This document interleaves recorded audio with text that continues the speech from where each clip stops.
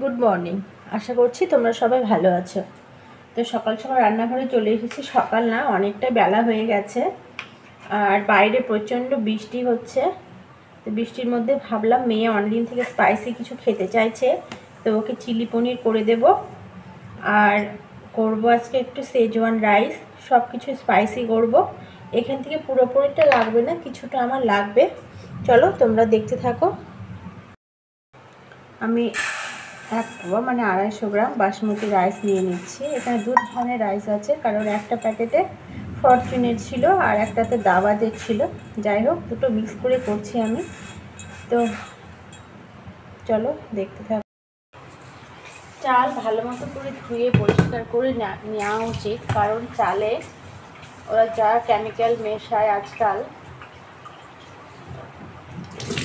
যত রকমের বীজ দিয়ে চাল আজকাল মানে ধান চাষ করা হয়, সেজন্য চালটাকে সুন্দর করে পরিষ্কার করে এইভাবে কষলে জল দিয়ে যতটা সম্ভব ধুয়ে নিবে 4 থেকে 5 বার। আমি কিন্তু তাই করি। পরিষ্কার করে ধুয়ে নিয়েছি, একদম জলটা পরিষ্কার বেরিয়ে গেছে। এবার এটাকে 40 মিনিট হোক 1 ঘন্টার মতো, যার যেমন হাতে টাইম থাকবে ভেজে নেব। আকাশে কতটা মেঘ ডাকছে বুঝতে পারছো, শুনতে পাচ্ছ কিনা তোমরা জানি না। তো চলো, সেজনের জন্য আমার কি লাগবে। ক্যাপসিকাম লাগবে, পুরোটা লাগবে না, যতটা লাগবে ততটাই নেব। রসুনটা মাস্ট লাগবে, সেজন রাইসের রসুন আর আদাটা এই দুটো মাস্ট বি লাগবেই। রসুন, পেঁয়াজ, আদা এই তিনটে না দিলে সেজন রাইস কিন্তু ভালো লাগে না।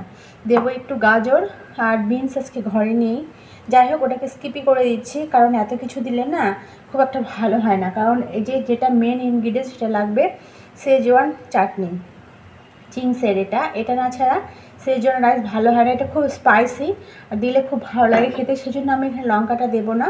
দেবো গোলমরিচের গুঁড়ো দেবো, আর দেবো একটু টমেটো সস, টমেটো কেচাপ দেবো, একটু ম্যাগিটা আছে, এটাও একটু ঝাল। আমি স্পাইসি বানাবো সেই জন্য। আর লাগবে আমার লেবু। তো চলো এগুলো আমি কাটিং করে নিই।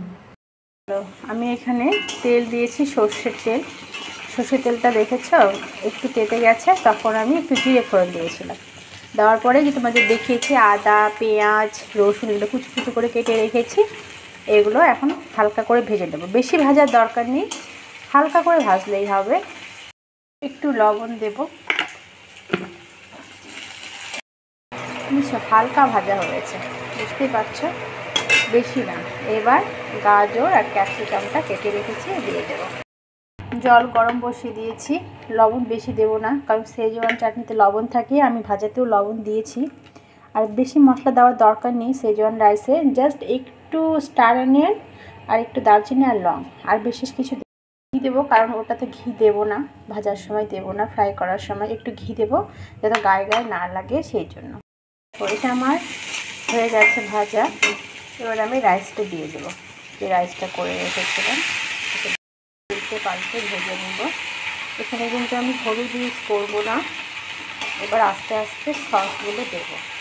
মরিচের গুঁড়ো দেবো, এটা অবশ্যই দেবে, এটা কিন্তু হজম হতে সাহায্য করে। গ্যাস, অ্যাসিডিটি এগুলো কিন্তু হয় না, আর একটু ঝাল ঝাল হয়, যেহেতু আমি ঝাল দিলাম না। যেটা সব থেকে বেশি জরুরি সেটা হলো সেজওয়ান চাটনি। সেজওয়ান চাটনিটা একটু বেশি করে একটু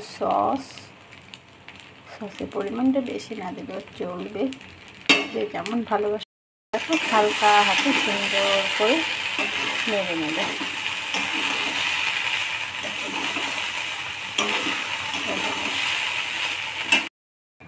আমার হয়ে গেছে, এটা কালারটা দেখেছো কেমন এসেছে, দারুণ।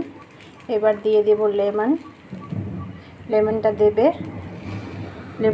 লেমনটা দিলে না যে স্পাইসিটা হয়েছে, ঝাল ঝাল হয়েছে না, একটা বীজ পড়ে গেল, তুলে নিতে হবে। একটু লেমনটা দেওয়ার পরে এবার একটু ভালো মতো নেড়ে চেড়ে নিলেই আমি বন্ধ করে দেবো ওভেনটা। লেমন দিয়ে বেশিক্ষণ আগুনে রাখবে না, রাখতে হয় না, ভিটামিন সিটা নষ্ট হয়ে যায়। আমি একটু দেখি লবণ টবণ কেমন হয়েছে।